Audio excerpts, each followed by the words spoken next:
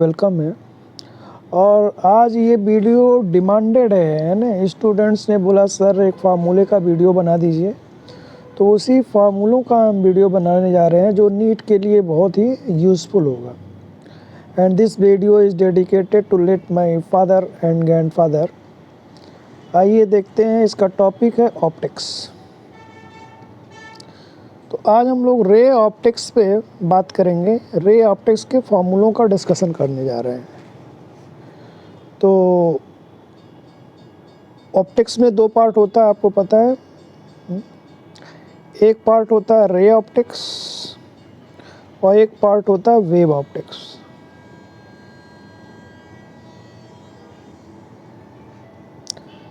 Ray optics and wave optics.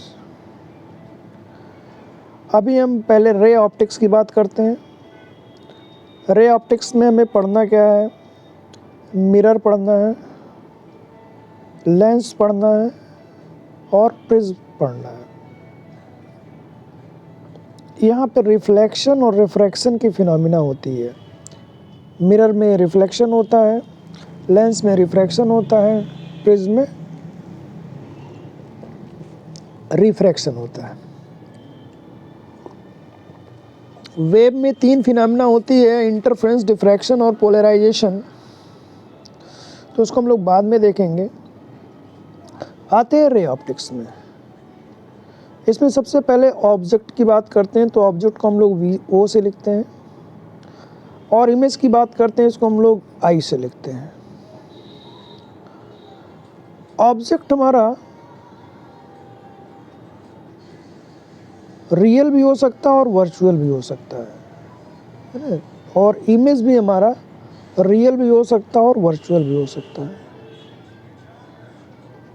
तो चलो, object जो रियल है और वर्चुअल है, रियल ऑब्जेक्ट का क्या मतलब है, वर्चुअल ऑब्जेक्ट का क्या मतलब है, ज़रा हम देखते हैं। अगर कोई मिरर हमारे सामने है, इस तरह से प्लेन मिरर है, और यहाँ पे कोई बॉडी है, उससे रेज ऐसे निकल रही हैं,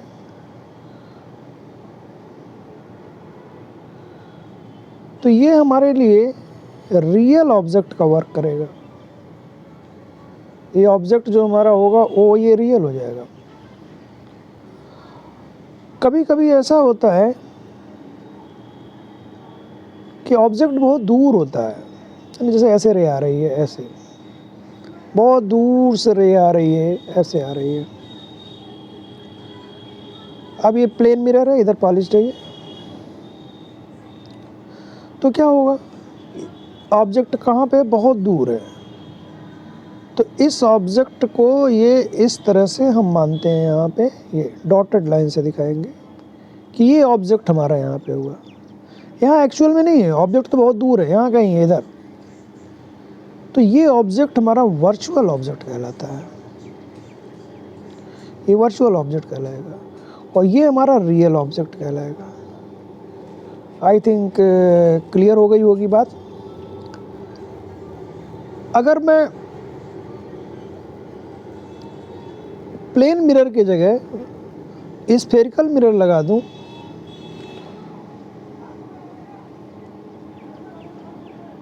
तो क्या होगा, रियल ऑब्जेक्ट वर्चुअल ऑब्जेक्ट कैसे पहचानेंगे? तो मान लीजिए कि हमारा ये स्फेरिकल मिरर है, इस तरह से। इसको इधर पॉलिश कर दिया तो ये कॉनकेव मिरर हो गया, और यहाँ पे ऑब्जेक्ट है कोई। तो अब ये ऑब्जेक्ट हमारा ये क्या बना रहा है, रियल। ये हमारा ऑब्जेक्ट क्या है, रियल। ये ऑब्जेक्ट रियल है।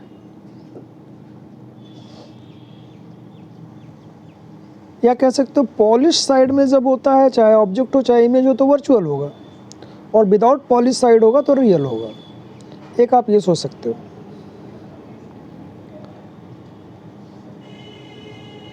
इमेज की बात करते हैं, रियल इमेज क्या होगा, वर्चुअल इमेज क्या होगा। तो एक एग्जांपल आपको दिखाते हैं। मान लीजिए ये हमारा मिरर है, कॉनकेव मिरर।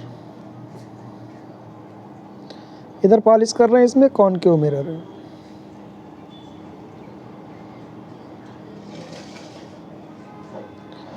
ये ऑब्जेक्ट है, तो इससे ये रे आ रही है यहाँ पे एक, और एक रे आ रही है। अब ये क्या करेगा, इस रे को यहाँ पे रिफ्लेक्ट करेगा, है ना। ये ऑब्जेक्ट मैंने मान लिया, तो ये यहाँ पे देखो इस तरह से रिफ्लेक्ट कर दिया इसको, ये रिफ्लेक्शन हो गया, इस तरह से ये रिफ्लेक्ट कर दिया इसको, तो सेम मीडियम में ये इमेज बन गई, है ना, मतलब विदाउट पॉलिश साइड। तो यहाँ ऑब्जेक्ट रियल है और इमेज भी हमारी रियल हो गई। लेकिन अगर ये कॉनकेव मिरर की जगह हम कॉन्वेक्स मिरर ले लेते इस तरह से, और इस ऑब्जेक्ट को यहाँ पे रखते, ये कॉन्वेक्स मिरर है, ये पॉलिश्ड है इधर,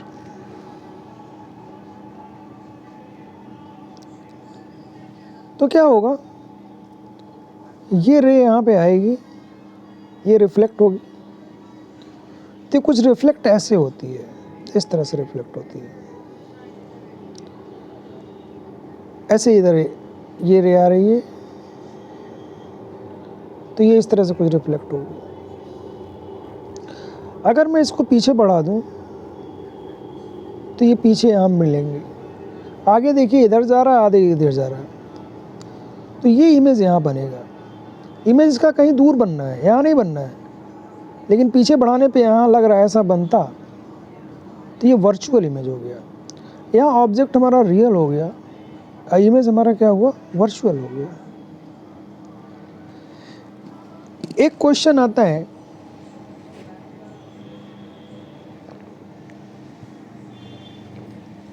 दिमाग में कि ऑब्जेक्ट रियल होगा तो इमेज कैसा बनेगा।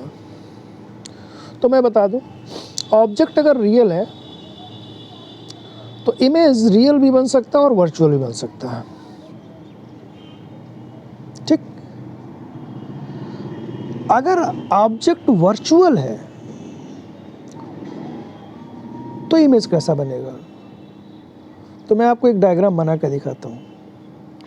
ऑब्जेक्ट अगर वर्चुअल है तो इमेज कैसा बनेगा। ये देखिए, ये प्लेन मिरर है, ठीक,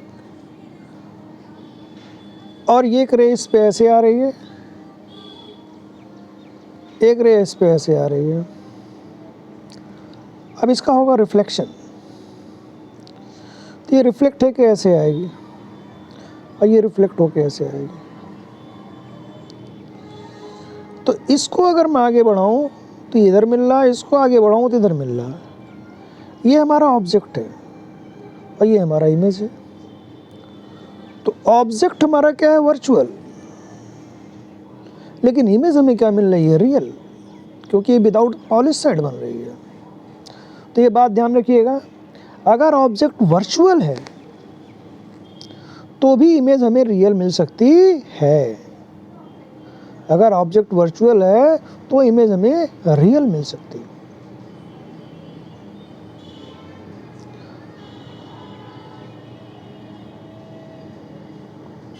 और अगर ऑब्जेक्ट वर्चुअल है तो इमेज वर्चुअल मिल सकती है। कहने का मतलब, अगर ऑब्जेक्ट रियल है तो इमेज रियल भी हो सकती है, वर्चुअल भी हो सकती है। लेकिन अगर ऑब्जेक्ट वर्चुअल है तो इमेज हमें क्या मिल रही है, रियल।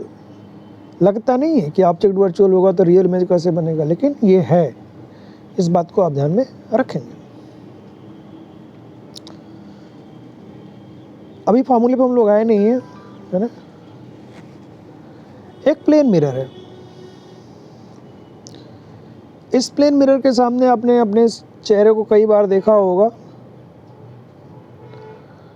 जरा नोटिस करिए, ये P है, P फॉर फिजिक्स, एक लेटर है ये मिरर के सामने। तो इसका इमेज जो इधर बनता है वैसे बनता है।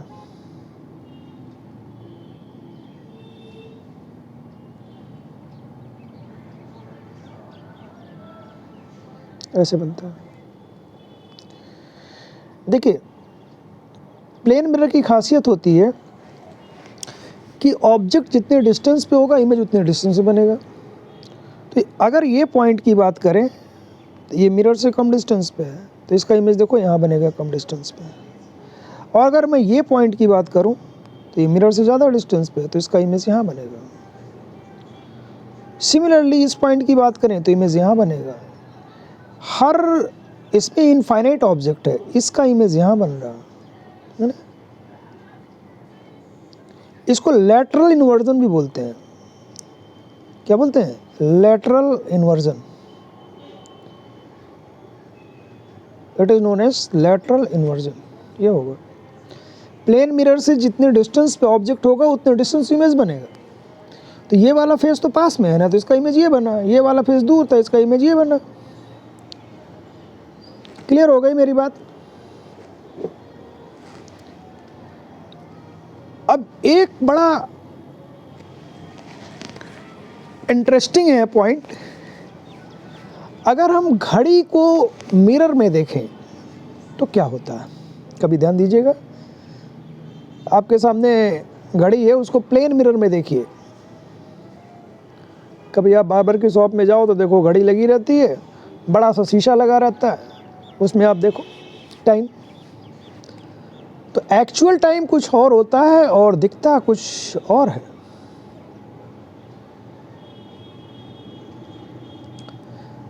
जैसे मान लीजिए कि रियल टाइम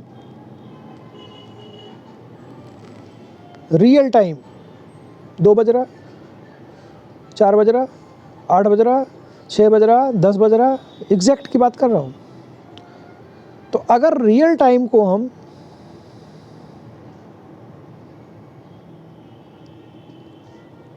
मान लेते हैं x, रियल टाइम को क्या मान लेते हैं? x। ये 1 2 3 4 5 6 7 8 9 10 11 12 कुछ भी हो सकता है, आवर में है। तो जो इसका इमेज बनेगा वो हमें कितना दिखेगा? 12 - x। मतलब अगर घड़ी में 3 बज रहा है तो हमें कितना दिखेगा? 12 - 3 9। इस तरह की सीन होती है। लेकिन अगर हमारा रियल टाइम आवर और मिनट में है, जैसे x बज रहा है और y मिनट हो रहा है, x बज रहा और y मिनट हो रहा है, तो ये हमें क्या दिखता है? 11 - 60 मिनट। ये मिनट है, 11 - 60 मिनट माइनस XY। कहोगे सर ये क्या है? जैसे मान लो 3:15 हो रहा, 3:15 हो रहा है, x आवर में है, y मिनट में है, तो हमारा एक्चुअल टाइम क्या होगा?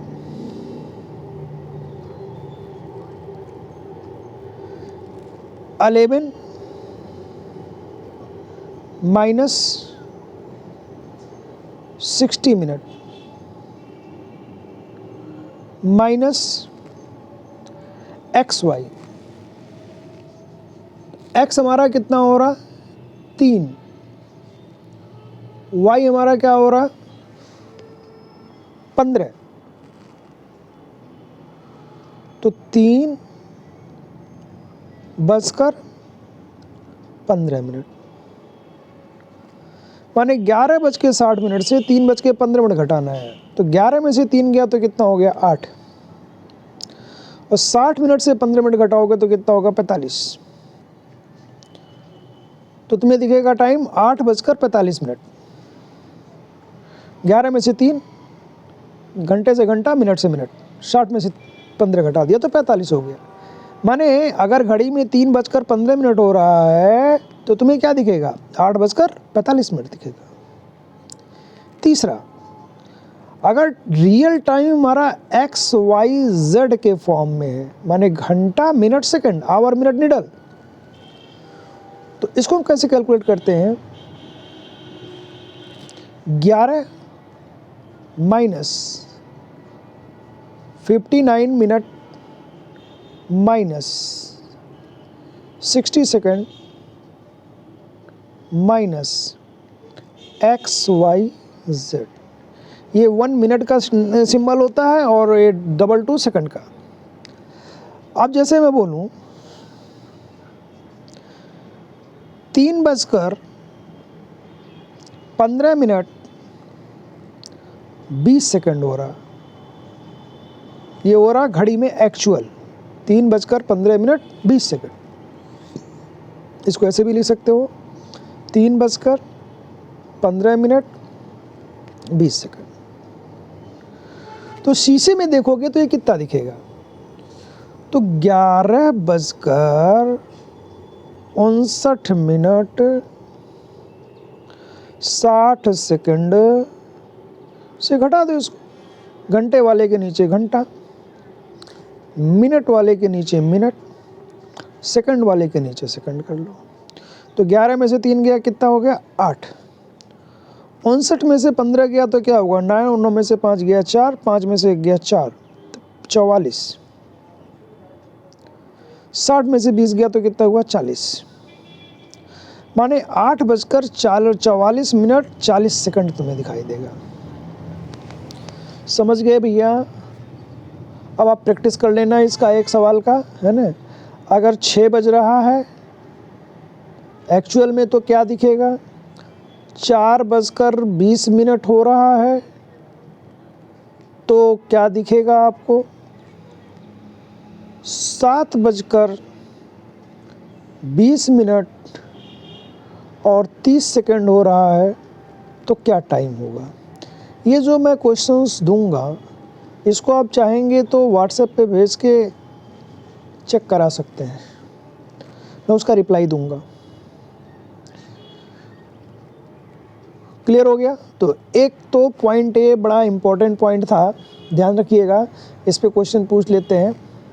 तो पूछ लिया तो ये फॉर्मूला अगर याद रहेगा तो आप बड़े आसानी से कर लोगे। दूसरा पॉइंट,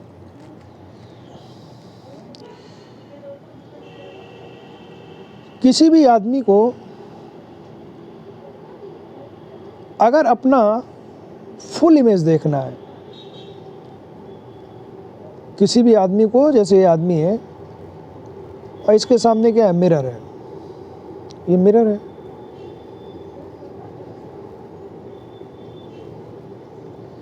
ये आदमी इस मिरर में अपना फुल इमेज देखना चाहता, खाली चेहरा नहीं देखना चाहता, पूरा इमेज देखना चाहता है।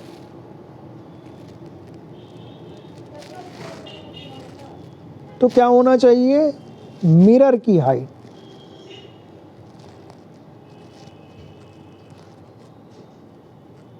समझ पा रहे हैं, मिरर की हाइट कितनी होनी चाहिए।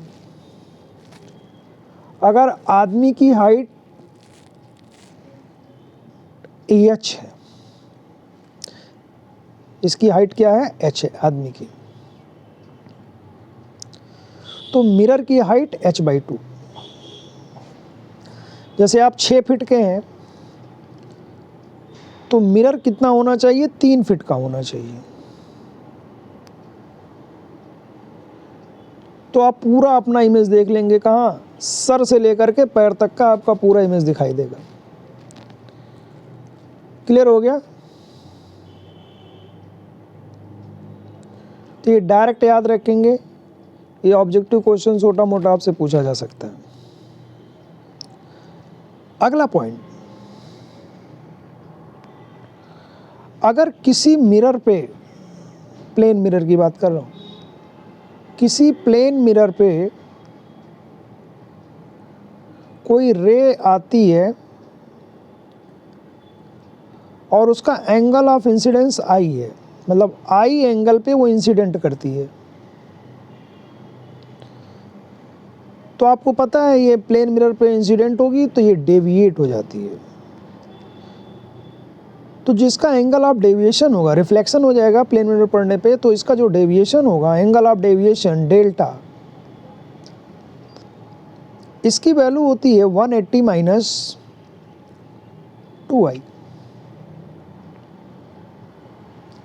ये फार्मूला है। जैसे मान लीजिए कोई प्लेन मिरर है, इस पर ये रे आ रही है ऐसे, ये आपका नॉर्मल हो जाता है और ये एंगल ऑफ इंसिडेंस होता है।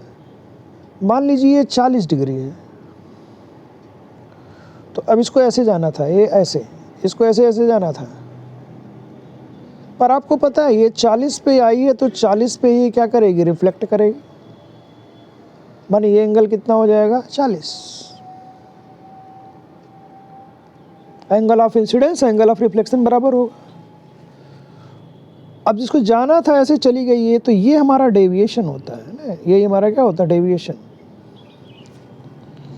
तो ये डेविएशन क्या हो जाएगा, 180 माइनस 2i, आई कितना 40, तो 2 इंटू 40, तो 180 डिग्री हो जाएगा, ये डेविएट कर जाएगा, है ना। कैसे आए अभी देखो, ये 40 है, ये 40 है, ये डेल्टा है, तो ये तो स्ट्रेट एंगल है, तो delta plus 40 is equal to 180 होना चाहिए, है ना। Delta plus 40 is equal to 180। भाई ये पूरा स्ट्रेट एंगल हुआ कि नहीं हुआ, ये स्ट्रेट एंगल हुआ, ये उसमें से ये 40 है, ये 40 है, ये डेल्टा हम मान रहे हैं, तो यहाँ से डेल्टा निकाल लोगे तो कितना आ जाएगा, 100 डिग्री। तो आप डायरेक्ट याद रखो, अगर कोई रे आई एंगल पे इंसिडेंट करती है मिरर पे, प्लेन मिरर पे, तो इसका angle of deviation 180 minus 2i होता है। क्लियर हो गई बात। अगला पॉइंट देखो,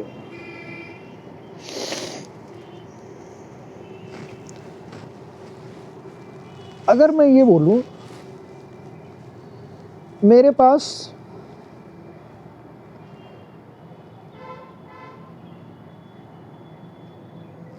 दो मिरर हैं,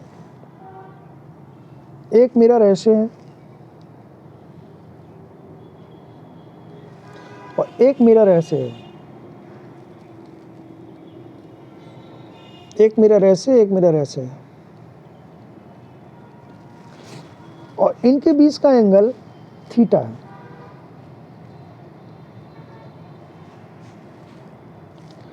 और कोई रे इस पे आती है, ऐसे इंसिडेंट होती है यहाँ पे,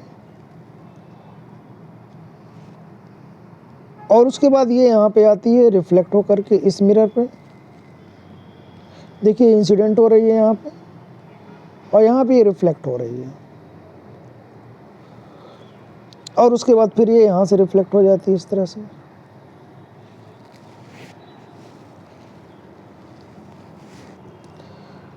तो टोटल डेविएशन इसका कितना होगा, अगर मैं बोलूँ ये एंगल अल्फा है, मान लीजिए यहाँ अल्फा पे इंसिडेंट हो रही है, और यहाँ पे ये नॉर्मल अगर हम बना लें, ये नॉर्मल, ये एंगल क्या है, बीटा। तो इसका डेविएशन क्या होगा,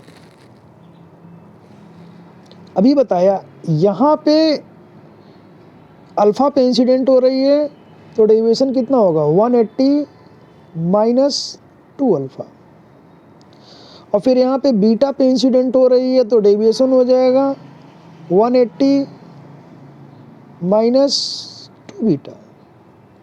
तो अगर टोटल डेविएशन की बात करें तो 360 माइनस 2 अल्फा माइनस 2 बीटा, यह हो जाएगा 360 माइनस 2 अल्फा प्लस बीटा। ठीक है, अब जरा देखो, ये एंगल अल्फा था तो ये एंगल अल्फा होगा, ये एंगल अल्फ़ा होगा तो ये कितना हो जाएगा 90 माइनस अल्फ़ा, ये एंगल हो जाएगा 90 माइनस अल्फ़ा। ये बीटा है, आइए इस पे परपेंडिकुलर तो हो जाएगा 90 माइनस बीटा। तो एक चीज़ और यहाँ पे मिलता है 90 minus alpha plus 90 minus beta plus theta is equal to क्या होगा 180। देखो ये एंगल प्लस ये एंगल प्लस ये एंगल, ये ट्रायंगल बन रहा है। तो यहाँ से ये मिला हमको alpha plus beta is equal to theta, alpha plus beta is equal to theta. मतलब जो नेट डेविएशन हुआ वो हुआ 360 माइनस 2 थीटा। तो आपको ये याद रखना है क्या कि अगर दो प्लेन मिरर के बीच में एंगल थीटा है, दो प्लेन मिरर के बीच का एंगल थीटा है, एक प्लेन मिरर पे रे पड़ती है फिर दूसरे पे पड़ करके रिफ्लेक्ट हो जाती है, तो जो इसका डेविएशन होता है वो 360 माइनस 2 थीटा के बराबर होता है। अब इसमें बहुत सारे केसेस हो सकते हैं। अगर ये थीटा 90 हो जाए तो क्या होगा, माने ये दोनों प्लेन मिरर ऐसे हो, एक ऐसे हो एक ऐसे हो, तो 90 डिग्री हो गया, थीटा 90 रख दो। 60 डिग्री हो तो 60 रख दो। क्लियर हो गई बात? फिर से समझो क्या बताया मैंने। अगर दो प्लेन मिरर हैं और उनके बीच का एंगल थीटा है, कोई रे इंसिडेंट करती है एक मिरर पे, रिफ्लेक्शन के बाद फिर वो दूसरे मिरर पे जाती है, तो जो टोटल डेविएशन होगा वो 360 माइनस 2 थीटा होता है। आ गई बात समझ में? अब थीटा क्या है इस पर डिपेंड करेगा एंगल कितना होगा। जैसे थीटा 90 ले लो, अगर ये प्लेन मिरर पैसे हैं परपेंडिकुलर है तो 360 माइनस 2 थीटा माने 90 180, तो 360 माइनस 180 तो ये 360 हो जाएगा।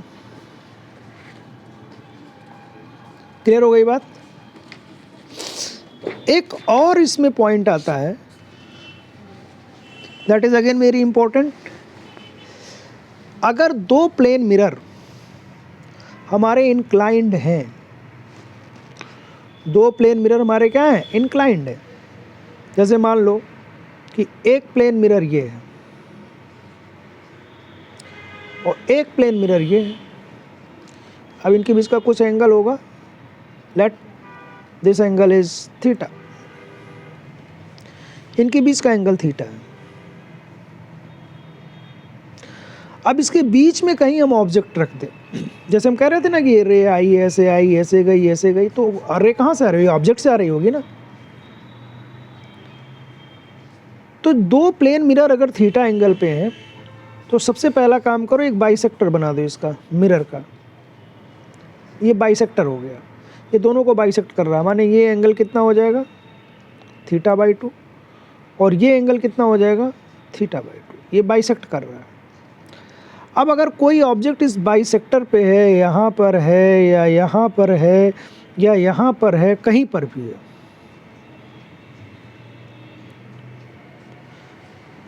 बाइसेक्टर पे, तो इमेज की बात करते हैं।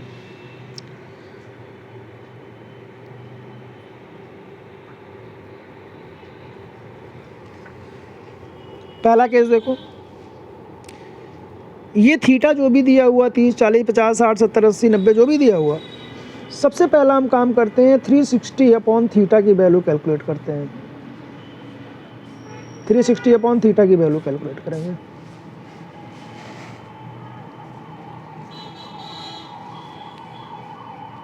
अब 360 अपॉन थीटा अगर इवन हो गया,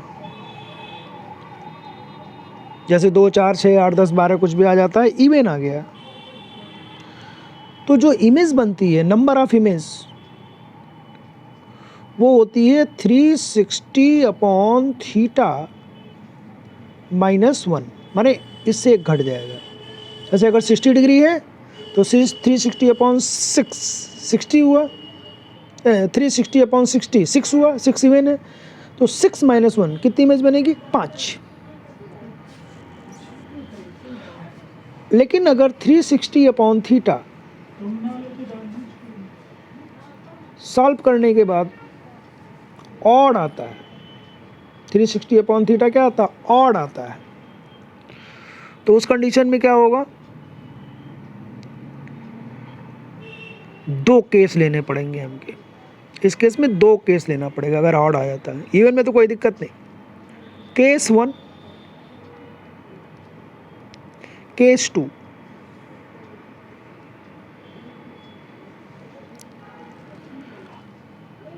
अगर ऑब्जेक्ट बाइसेक्टर पे है, जैसे मैं दिखा रहा था ना ये बाइसेक्टर, केस 1 मान लो object is on the bisector, object bisector पे है, तो इमेज क्या बन जाएगी? 360/θ - 1।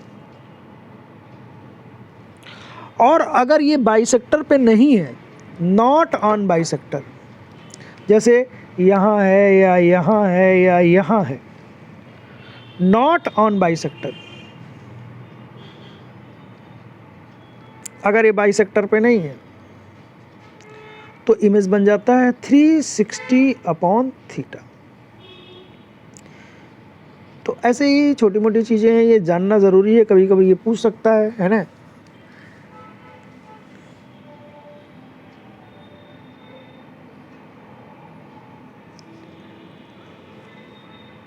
क्लियर हो जाएगा। एग्जाम्पल इसमें देख लीजिएगा, 6 रख देंगे, 60 रख देंगे तो इवन आ जाएगा, 72 डिग्री ले लोगे तो 5 आ जाएगा, ऑड आ जाएगा। अब फिर देखो तुम ऑब्जेक्ट कहाँ रखा है, बाइसेक्टर पे रखा है कि बाइसेक्टर पे नहीं रखा है, तो उसके अकॉर्डिंग इमेज बन जाएगा 360/θ - 1। जैसे 72 का केस दे लो तो 5 - 1 इसमें 4 बनेगा, और अगर बाइसेक्टर पे नहीं है तो 5 बन जाएगा इमेज। क्लियर हो गई बात। एक बात और,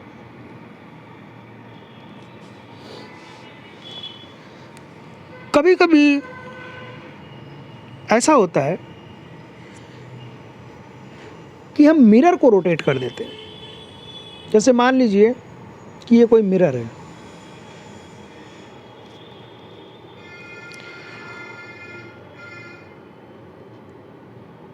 अब इस पे रे आ रही है, इंसिडेंट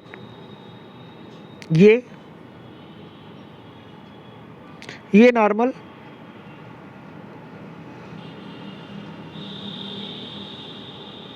मान लीजिए आ रही I1, तो क्या होगी? ये रिफ्लेक्ट हो जाएगी, ऐसे रिफ्लेक्ट हो जाएगी R1।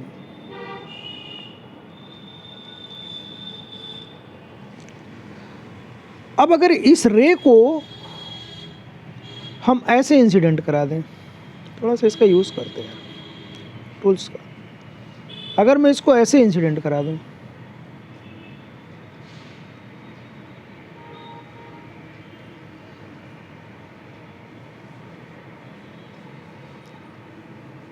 तो क्या हुआ? ये I2 हो गया। ध्यान समझिएगा, ये I1 था, ये I2 हो गया। I1 के लिए R1 था, तो I2 के लिए क्या हो जाएगा? R2। R2 कैसे जाएगा? ऐसे या ऐसे? ऐसे जाएगा। क्यों ऐसे जाएगा भाई? क्योंकि इसका ये एंगल कम है नॉर्मल से, तो ये एंगल भी कम होगा। इसका ये एंगल ज़्यादा था तो इसका भी ये एंगल ज़्यादा है। अगर ये I1 को मैं I2 बना दूं, माने मैं इधर थोड़ा शिफ्ट हो गया, एंगल थीटा शिफ्ट हो गया, मान लीजिए थीटा एंगल कम कर दिया एंगल ऑफ इंसिडेंस को, तो ये जो हमारा R2 है ये भी यहाँ से कितना एंगल शिफ्ट हो जाएगा? थीटा। ये ध्यान रखिए, अगर इंसिडेंस को, एंगल ऑफ इंसिडेंस को हम थीटा एंगल कम कर देते हैं, माने I1 I2 के बीच का एंगल थीटा है, तो जो रिफ्लेक्टेड रे हैं R1 और R2 के बीच का भी एंगल कितना हो जाएगा, थीटा। समझ पा रहे होंगे आप बात को। ये एंगल ज़्यादा है तो ये एंगल क्या होगा, ज़्यादा। ये एंगल कम है तो ये एंगल क्या होगा, कम। जितना आपने एंगल ऑफ इंसिडेंस यहाँ पे कम किया उतना ही एंगल ऑफ रिफ्लेक्शन कम हो जाएगा। ये कहने का मतलब मेरे। अच्छा, कभी कभी ऐसा होता है, जैसे ये मिरर है, प्लेन मिरर,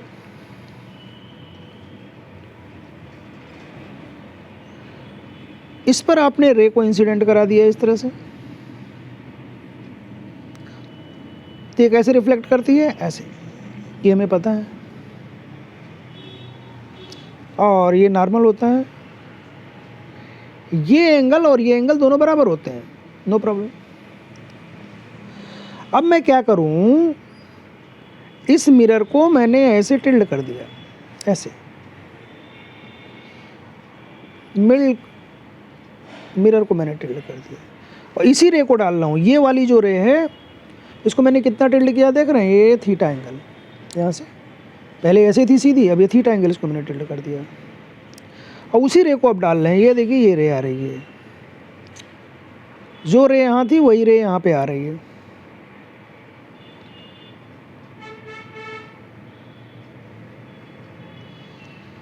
तो अब क्या होगा, ये हमारी इंसिडेंट्स है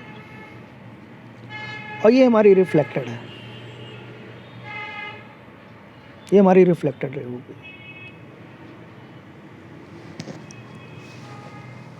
ये हमारी इंसिडेंट थी यहाँ पे और ये हमारी क्या थी, रिफ्लेक्टेड थी।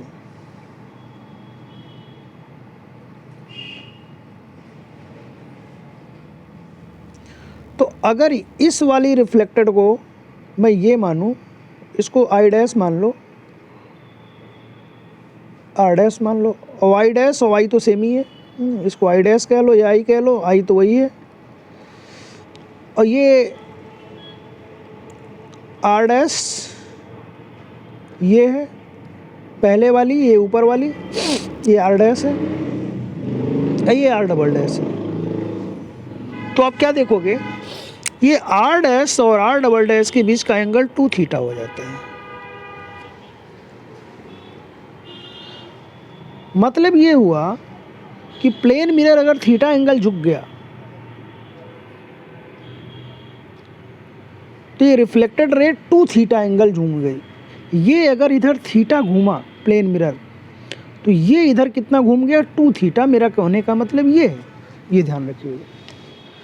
तो प्लेन मिरर को अगर हम थीटा एंगल रोटेट करेंगे तो reflected ray 2 theta angle rotate कर जाएगी। क्लियर हो गई बात। ये बात भी आप ध्यान रखिए, दोनों केस अलग अलग है, ये वाला ये वाला। नेक्स्ट पॉइंट, अगर प्लेन मिरर के सामने कोई ऑब्जेक्ट है, मान लीजिए प्लेन मिरर के सामने कोई ऑब्जेक्ट है ओ, तो इसका इमेज यहाँ बन रहा होगा, इसमें कोई दिक्कत नहीं। जितने दूरी पे ऑब्जेक्ट होता उतनी दूरी पे इमेज बनता है।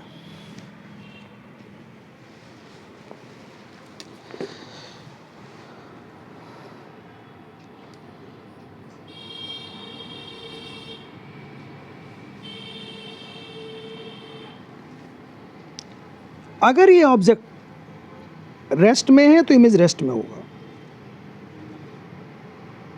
और अगर ये ऑब्जेक्ट मोशन में है तो ये इमेज भी मोशन में होगा।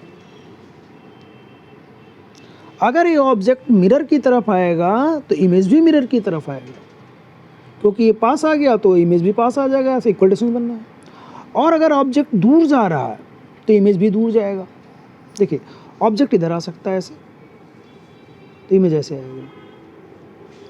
ऑब्जेक्ट अगर इधर जा रहा है, इमेज भी इधर जाएगा। If object is approaching to the mirror, then image approaches mirror. If object is moving away from the mirror, then image also moves away from the mirror. समझ पा रहे हैं बात को? लेकिन कभी कभी ऐसा होता है कि मिरर ये है, ऑब्जेक्ट ये है, इमेज ये है। अभी ऑब्जेक्ट रुका हुआ है, इमेज रुका हुआ है। अब ऑब्जेक्ट को चलना है,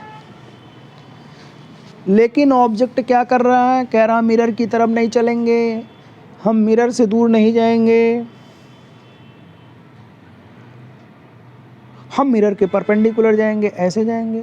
तो जाओ, ऐसे अगर तुम जाओगे तो इमेज भी ऐसे ही जाएगा, कोई फर्क नहीं पड़ने वाला।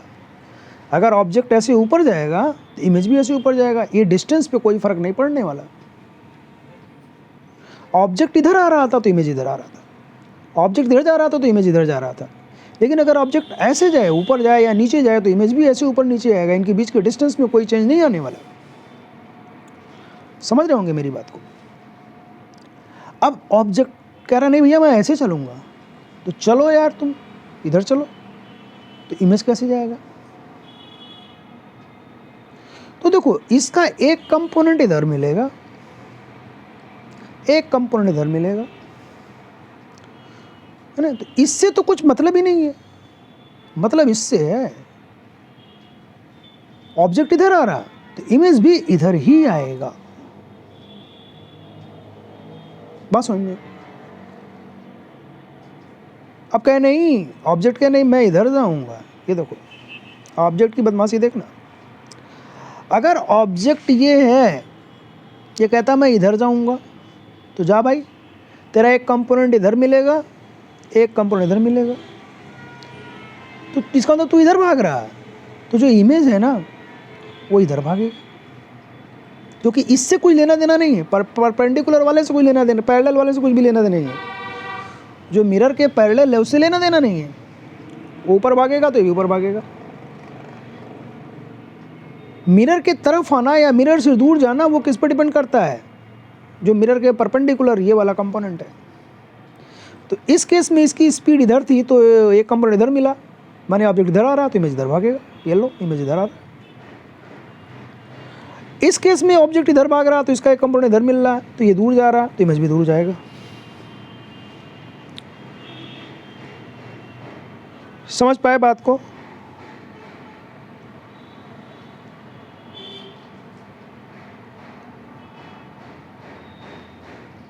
चलो अगर इतनी बात समझ गए हो तो एक बात और देख लेते हैं।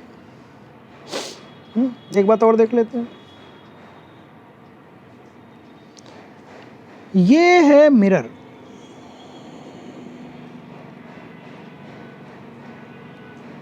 ये है ऑब्जेक्ट, ये है इमेज।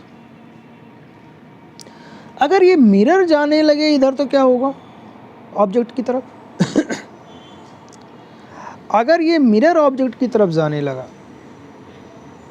तो ऑब्जेक्ट और मिरर के बीच का डिस्टेंस कम हो रहा, तो इमेज और मिरर के बीच का भी डिस्टेंस कम होगा, क्योंकि इमेज तो हमेशा सेम डिस्टेंस पे बनेगा।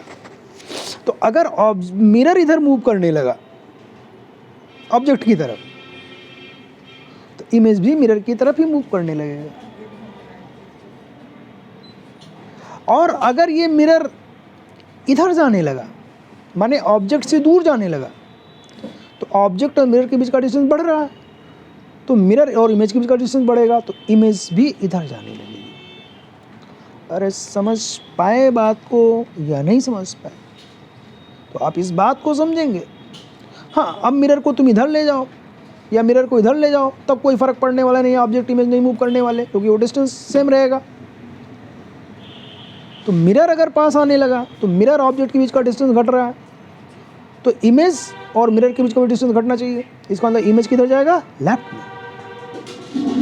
और अगर मिरर इधर जा रहा है, माने ऑब्जेक्ट और मिरर के बीच का डिस्टेंस बढ़ रहा है, तो मिरर इमेज के बीच का डिस्टेंस बढ़ना है।